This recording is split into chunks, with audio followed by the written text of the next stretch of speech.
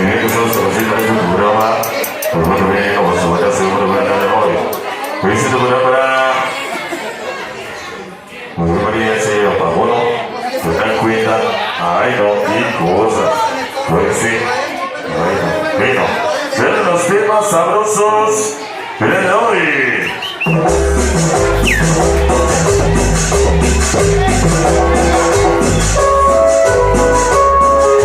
Bueno, los temas sabrosos.